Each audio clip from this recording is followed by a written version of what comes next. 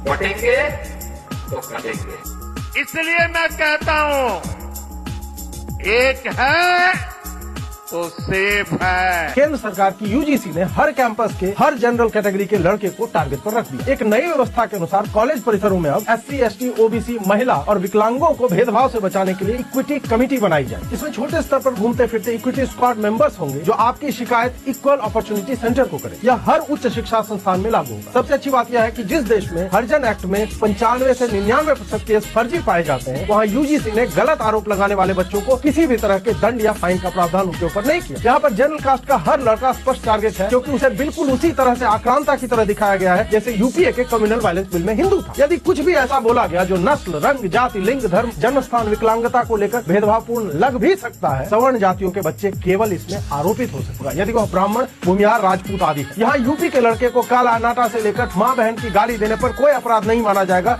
जबकि वह उसके प्रतिकार में वही बातें सामने वाले दलित को बोले तो वह अपराधी हो जाए। मोदी जी को चाहिए कि एक प्रधानमंत्री जहर योजना चलाएं और सारे सवर्णों को एडमिशन के समय एक एक गोली उनके दांतों में लगवा दे, जिससे वह उचित समय जानकर आत्महत्या कर सके, क्योंकि उसका जीवन तो आपने आरक्षण और हरिजन एक्ट में 72 प्रोविजन डालकर हराम कर ही रखा। कभी कोई आईएएस तो कभी कोई सांसद सवर्ण की बेटी मांग रहा है, जैसे कि खाना चल रहा है यहाँ पर। सब चंगासी जब तक भाजपा चुनाव जीते। लग तो ऐसा रहा है कि विकसित भारत केवल एक बख्शी भरा जुमला रह गया है।